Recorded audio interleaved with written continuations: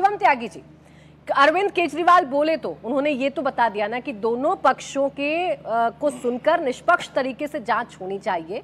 इस मामले को क्यों सियासी हथियार के तौर पर इस्तेमाल किया जा रहा है दिल्ली के चुनावों में खासकर?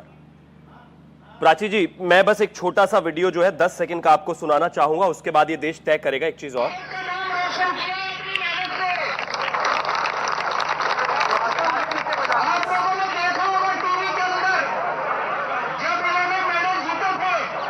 ठीक है, मैं बस इसको यहीं बंद कर देता हूं। ये वीडियो है जब इस देश में भारतीय जनता पार्टी के नेता पर कुछ महिला रेसलर्स ने, खिलाड़ियों ने आरोप लगाए थे। इन्वेस्टिगेशन चल रही थी, सारे विषय चल रहे थे, सरकार बात कर रही थी। एक हफ्ते के अंदर अंदर अरविंद केजरीवाल कूदकर जो है जंतर मंतर पहुंच गए थे, ये कहते हुए कि नहीं, ये तो अत्याचार हो रहा है, ये तो बुरा हो रहा है, ये तो गलत हो रहा है। आज जब रिपोर्टर ने उनसे पूछा कि आप स्वाति मालीवाल के विषय में क्या कहेंगे, तो कहते कि नहीं, मैं इस बारे में कमेंट नहीं करना चाहता, because it will affect the proceedings, यानी कि जो क्रियाएं चल रही हैं, जो काम चल रहा है, उसको अफेक्ट करेगा मेरा बयान। क्यों?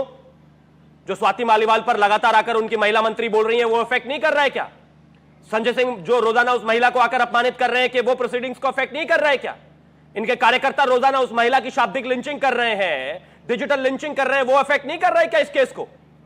जब तक इस देश में और जब तक इस दिल्ली में कथित केजरीवाल जैसे मर्द हैं, जब तक स्वाति मालीवाल जैसी और तमाम महिलाओं को चैन कहा।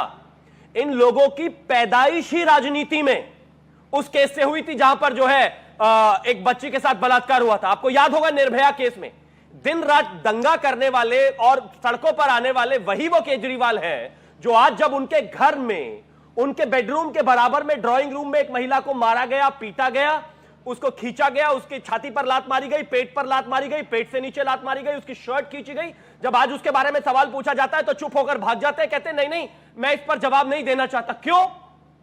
इस देश में ब्रजभूषण पर आरोप लगे, जेल डाल दो, रेवन्ना पर जेल डाल, आरोप लगे, फांसी लगा दो, किसी और पर लगे, फांसी लगा दो। लेकिन आज जब उन पर आरोप लग रहे हैं, शिवम जी, आपको तो उनकी मजबूरी, जवाब नहीं देना चाहता। नहीं तो उनकी मजबूरी तो आपको बखूबी समझ में आनी चाहिए। जब आपके नेताओं से महिलाओं पर हो रहे अत्याचार को लेकर सवाल पूछे जाते रहे तो आप लोग भी तो यही हवाला देते थे ना, मामला कानूनी प्रक्रिया में है। यही तो फर्क है, यही तो फर्क है। जब आदरणीय गृह मंत्री जी से रेवन्ना के बारे में पूछा गया प्रेस कॉन्फ्रेंस में भी, तो उन्होंने कहा कि भारतीय जनता पार्टी इस तरीके के किसी भी आदमी का समर्थन नहीं करती। महिलाओं के खिलाफ करने वाले किसी भी अत्याचार को, होने वाले किसी भी अत्याचार और अत्याचारी के ना हम साथ खड़े हैं ना हो सकते।